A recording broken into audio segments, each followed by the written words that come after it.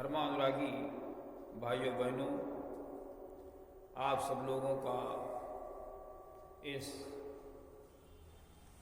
सत्संग में हार्दिक स्वागत एवं अभिनंदन है।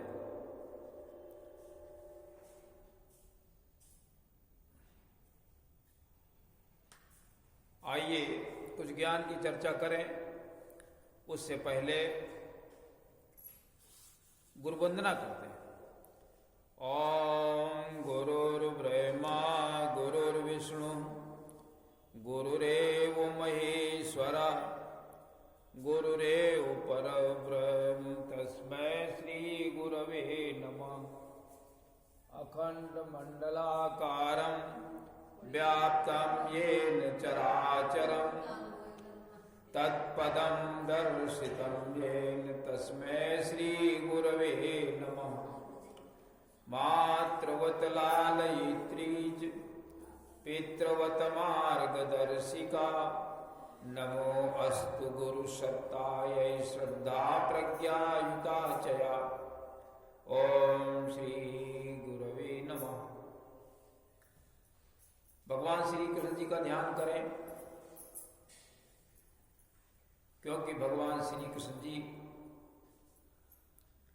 धर्म के रक्षक, वेदों के रक्षक, धर्म की स्थापना में सपरिवार जीवन भर जुटे रहे और वेद ज्ञान को जन जन तक पहुंचाया। उनके दुख और कष्टों को दूर करने का भरसक प्रयास किया। ऐसे अवतारी चेतना को हम नमन वंदन करें। आइए हम सब लोग भगवान श्री कृष्ण जी का ध्यान करें। ओम वसुदेव सुतं देवं कंस चाणूरमर्दनं देवकी परमानंदं कृष्णं वंदे जगद्गुरुम्। ओम श्री कृष्णाय नमः। सद्बुद्धि की देवी गायत्री का ध्यान करें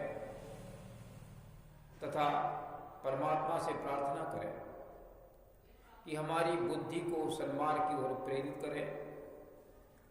हम श्रेष्ठ लोगों के पास बैठें, श्रेष्ठ कर्म करें, बुराइयों से दूर रहें, बुरे लोगों से भी हम दूर रहें।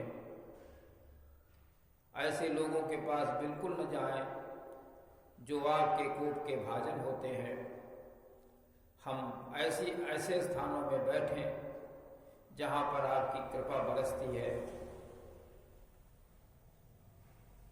गायत्री मंत्र से उस परमपिता परमात्मा की प्रार्थना की जाती है जिसने इस सृष्टि को बनाया है,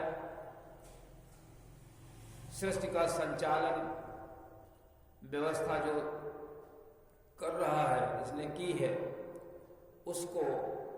उसका हम ध्यान करें प्रकाश स्वरूप परमात्मा के रूप में। उसी से प्रार्थना करें। ओम भूर्भुवः स्वः तत्सवितुर्वरेण्यं भर्गो देवस्य धीमहि धियो यो नः प्रचोदयात्। त्रयंबकम जी से प्रार्थना करें कि हम स्वस्थ रहें, कोई बीमारी न लगने पाए। आइए त्रयंबकम जी से प्रार्थना करें। ओम त्रयंबकम यजामहि सुगंधिं पुष्टिवर्धनम् उर्वारुकमिव बन्धनान् मृत्योर्मुक्षीयमामृतात्। त्रयंबकम भगवान की जय। पिछली बार हमने आप लोगों को बताया था कि जो लोग चित्रकूट पहुंच गए हैं, अयोध्यावासी सारे चित्रकूट पहुंच गए। एक एक दो लोगों घर में छोड़ के, व्यवस्था देखने के लिए छोड़ के सारे लोग चित्रकूट पहुंच गए। और उसमें उच्च जातियों के भी थे, उच्च वर्णों के थे, मध्यम वर्ण के थे, निम्न वर्ण के, स्त्री पुरुष सभी लोग थे वहां पर। यही प्रार्थना कर रहे हैं, किससे? गणेश जी से, गौरी जी से, शिव जी से और सूर्य से, कि राजा, अयोध्या के राजा राम हो और वहां की रानी जानकी जी हो, तथा अवध सारी सुख सुविधाओं की अवध के रूप में समझा जाए। क्या कहते हैं? राजा राम जानकी रानी, आनंद अवधि अवध रजधानी। आनंद की अवध हो, उससे अधिक फिर आनंद और कहीं नहीं मिले, ऐसा अवध होना चाहिए। अयोध्या ऐसी होनी चाहिए कि जिनके राज्य में पूरी तरह से सुख शांति आनंद हो, किसी प्रकार कोई कमी न हो, धन वैभव की कमी न हो, सब अच्छाइयां अच्छाइयां हो। आनंद तो वहीं आता है जहां पर सब अच्छाइयां होती, जहां श्रेष्ठ लोग होते हैं, जहां पर कर्म धर्म अच्छा होता है, यज्ञ होता है, पूजन होता है, मंत्र जप होता है, दान होता है, वेदाध्ययन होता है। आनंद तो वहीं आता है जहां श्रेष्ठ लोग सब होते हैं। इस प्रकार से अयोध्यावासी परमात्मा से प्रार्थना करते हैं। अयोध्यावासी सुबह उठते ही मंदाकिनी में स्नान करते हैं और फिर सारे लोग, स्त्री पुरुष, ऊंच नीच जो भी है, वो सब संध्योपासन करते हैं, यज्ञ करते हैं। इसके बाद फिर राम जी का नमन करते हैं। हम लोगों को भी ऐसा ही करना चाहिए कि सबसे पहले सभी को संध्योपासन करना चाहिए, चाहे वो जिस जात का हो, छोटी जात का हो, बड़ी जात का हो, ऊंची जात का हो, नीची जात का हो, स्त्री हो, पुरुष हो, सबको संध्योपासन करना चाहिए, यज्ञ करना चाहिए, वेदाध्ययन करना चाहिए। फिर राम और कृष्ण और शिव जी, दुर्गा जी, जिसको आप चाहें उसका आप पूजन करें और जो भी पूजा अर्चना करना हो करें। लेकिन सबसे पहले ये वेदोक्त कर्म करने चाहिए सभी को। सनातन धर्म की यही शिक्षा और दीक्षा है। वेद ने लिखा भी है कि चारों वर्णों को एक ही जैसे कार्य करने चाहिए। यथेमां वाचम कल्याणी मावदानि जनेभ्यः ब्रह्मराजन्याभ्याम ग्वम शूद्राय चार्याय च स्वायचारणाय च प्रियो देवानां दक्षिणाय दातुरी भूया समय में काम समध्या मप मादो नवत। इस प्रकार से वेद ने कहा कि सभी लोगों को वेदोक्त कार्य करने चाहिए, चाहे वो जिस वर्ण का हो, चाहे जिस जात का हो, चाहे स्त्री हो, चाहे पुरुष हो, सभी के लिए एक ही जैसी व्यवस्था है। जहां धर्म की परिभाषा श्रीमद् भागवत में कही गई, वहां भी ऐसे लिखा गया, अहिंसा सत्यमस्तेयम काम क्रोध लोभता भूत प्रीहितेहाच धर्मो अयम सार्ववर्णिका। चारों वर्णों का एक ही धर्म है, इसको हम परम धर्म कहते हैं। तो तुलसीदास जी लिखते हैं कि सारे लोग संध्योपासन करते थे, सारे लोग यज्ञ करते थे, फिर राम का नमन और बंदन करते थे। ऐसा नहीं कि राम का नमन बंदन कर ले सब कुछ हो गया, ऐसा नहीं था। सारे लोग पहले वेदोक्त कर्म करते थे, फिर राम का नमन बंदन करते थे। लिखा हुआ है, ए वेदिने ते कर्म करि पुरजन और राम ही कर ही प्रणाम पुलकितन। पुलकित शरीर से राम को प्रणाम करते थे, लेकिन सबसे पहले नित्य कर्म करते थे। ऊंच नीच मध्यम नर नारी उलहि दरस निज निज अनुहारी। ऊंचे थे, नीचे थे, मध्यम श्रेणी के लोग थे और स्त्री पुरुष थे। सभी लोगों को संध्योपासन करना होता था, तभी तो रामराज्य था। बिना संध्योपासन के, बिना यज्ञ के, बिना सनातन धर्म के पथ पर बिना चले राम राज्य नहीं लाया जा सकता है। राम राज्य लाने के लिए ये बातें बहुत ही आवश्यक हैं।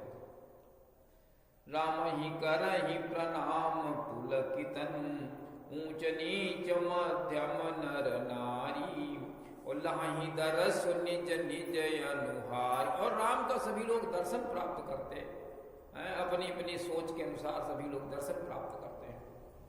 कोई उनको किसी रूप में दिख रहा है, कोई किसी रूप में दिख रहा है, सभी लोग अपने अपने अनुसार से दर्शन प्राप्त करते हैं। सावधान सब ही सनमानै, सकल सराहति कृपा निधानै। राम जी सबको सावधानी पूर्वक सम्मान देते हैं। ऐसा कोई नहीं जिसको सम्मान न देते हैं, सबको सम्मान देते हैं, चाहे ऊंच हो चाहे सभी को लिए, पर राम जी सबको सम्मान देते हैं। सकल सराहति कृपा निधानै, और सभी लोग भगवान की बड़ी सराहना करते हैं। लरिकाई ते रघुबर पानी, और पालत नीति प्रीति पहचानी। छोटेपन से भगवान राम क्या करते थे, उनकी ये बात थी, उनकी ऐसी सोच थी, ऐसा वो करते थे कि प्रीति के अनुसार, प्रीति को पहचान करके कौन कितनी हमसे प्रीति करता है, और तब वो नीति का पालन करते थे, प्रीति के अनुसार नीति का पालन करते थे। गीता में ऐसे ही कहा गया है कि जो मुझे जैसा चाहता है, यो ये भजंत तुमाम भक्त्या मयि ते ते सुच अप्यहम्। जो मुझे जैसा भजता है मैं भी उसको उसी प्रकार से भजता हूं। इस प्रकार से वहां के लोग चित्रकूट में भगवान के साथ में रह रहे हैं। उसी समय राजा जनक का आगमन हो जाता है। श्री राम जी सचिव गुरु पुरजनों के साथ में उनको लेने पहुंचते हैं और बड़े ही प्रसन्नता के साथ में उनको लाते हैं, और वहां पर थोड़ी चर्चा ज्ञान की भी होती है। तुलसीदास जी क्या लिखते हैं, विषयी साधक सिद्ध सयाने, और त्रिविधि जीव जग वेद बखाने।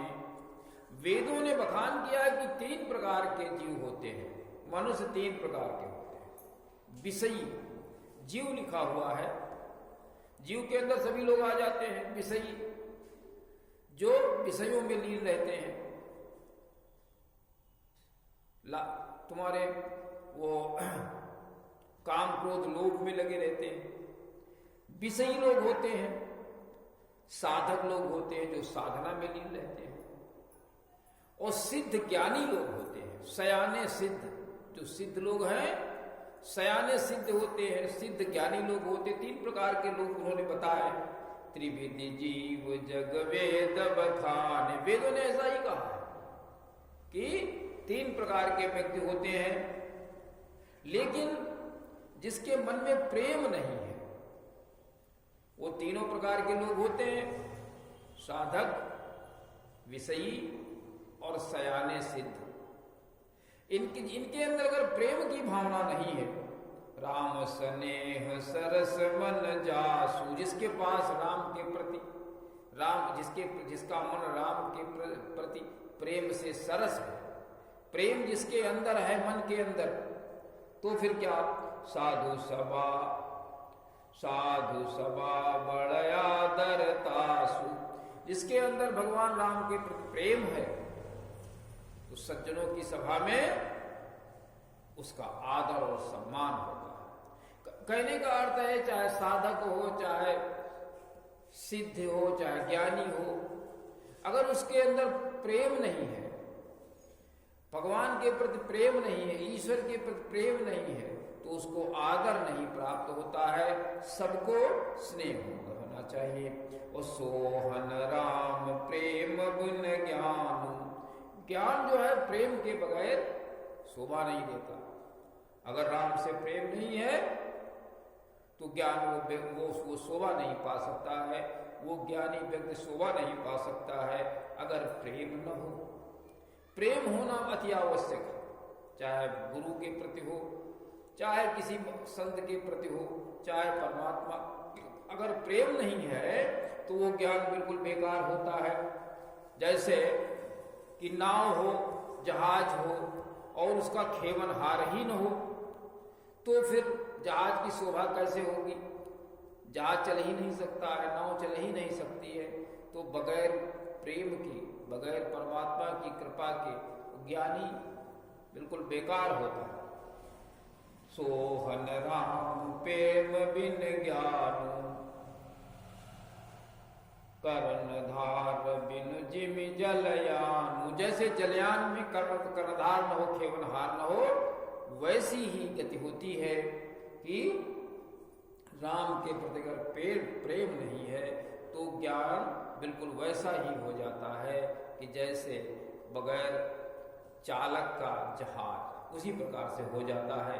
इसलिए प्रेम बहुत आवश्यक है, परमात्मा के प्रति प्रेम होना चाहिए। कौशल्या जी सुनैना जी से कहती है, सुनैना जी कुछ परेशान है। स्वाभाविक ही था, जब बेटी जंगल में है, जानकी जंगल में है, तो माता को परेशानी तो होनी है। तो सुनैना जी परेशान हैं, दोष दे रही हैं कि ऐसा ये क्यों हुआ। तो कौशल्या जी कहती हैं कि आप किसी को दोष मत दीजिए, ये तो जो कुछ हो रहा है ये विधाता की देन है, विधाता ऐसा ही चाह रहा है।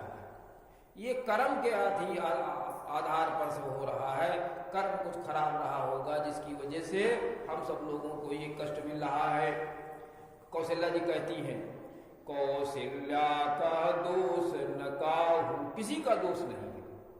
ओ कर्म विबस दुख सुख क्षति लाहू, और दुख और सुख, लाभ और हानि ये कर्म के अधीन होता है।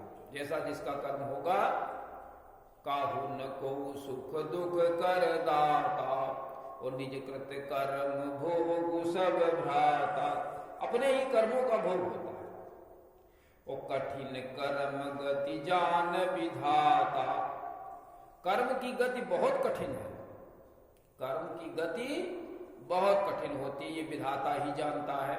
कर्म कठिन कर्म गति जान विधाता, जो शुभ अशुभ सकल फल दाता, और वही शुभ और अशुभ का फल देता है हमारे कर्मों के अनुसार। कहने का अर्थ है हमारा कर्म श्रेष्ठ होना चाहिए। जब कर्म श्रेष्ठ होगा तो विधाता भी हमें फल अच्छा देगा। इसीलिए हर मनुष्य को श्रेष्ठ कर्म करना चाहिए। श्रेष्ठ कर्म कैसे होगा? अपने ज्ञान को हम वेद के अनुसार बनाएं, वेदोक्त मार्ग पर चलें, परमात्मा से हम प्रार्थना करें, और दोनों वक्त का संध्योपासन करें, यज्ञ करें, तो हमारा कर्म श्रेष्ठ होता जाएगा और विधाता हमें फल भी श्रेष्ठ देगा। ईश्वर जाय शीस सब ही के, ईश्वर की जैसी ही रजामंदी है वो सभी के सिर के ऊपर होती है। परमात्मा अगर खुश है या नाखुश है ये हमारे कर्मों के अधीन है, ये सबके सिर पर होता है। उत्पत स्थिति लय विषहु अमी के, जैसे विष हो चाहे अमृत हो, उत्पत्ति स्थिति और लय ये सभी के ऊपर है, विष के ऊपर है और अमृत के ऊपर भी है। कहने का अर्थ है चाहे श्रेष्ठ व्यक्ति हो चाहे खराब आदमी हो, ये कर्म की गति सभी के ऊपर पड़ती है। श्रेष्ठ कर्म होगा श्रेष्ठ फल मिलेगा, खराब कर्म होगा खराब कर्म मिलेगा। तो आज इस प्रसंग में हमें यही सीख लेनी है कि राम के राज्य में स्त्री पुरुष, ऊंच नीच, छोटा बड़ा सभी लोग संध्योपासन करते थे, यज्ञ करते थे। हम लोगों को भी यही करना चाहिए, चाहे वो स्त्री हो चाहे पुरुष हो, सभी लोगों को संध्योपासन, यज्ञ, वेदाध्ययन, सत्संग ये सब लोगों को करना चाहिए, तभी मनुष्य का कल्याण संभव है। दूसरी चीज, परमात्मा की कृपा उसी को मिलती है जो ईश्वर के गुणों से प्रेम करता है, ईश्वर के राम के बताए हुए रास्ते पर चलता है, उनके गुणों के अनुसार चलता है। तीसरी चीज ये है कि हमारे कर्म ही सुख दुख देने वाले हैं, लाभ हानि देने वाले हमारे ही कर्म हैं। हमें श्रेष्ठ कर्म करना चाहिए, तभी हमको लाभ प्राप्त हो सकता है। यही कर्म की गति है। और विधाता का अंकुश सभी के ऊपर रहता है। सभी को विधाता की कृपा के अनुसार, विधाता की इच्छा के अनुसार सभी लोगों को चलना पड़ता है। इसीलिए हम सब लोगों को श्रेष्ठ करना चाहिए। तो इसी के साथ में आज के कार्यक्रम का समापन करते हैं। आप सब लोग इसी के अनुसार चलें और अपने जीवन को अच्छा बनाने का प्रयास करें। ओम शांति।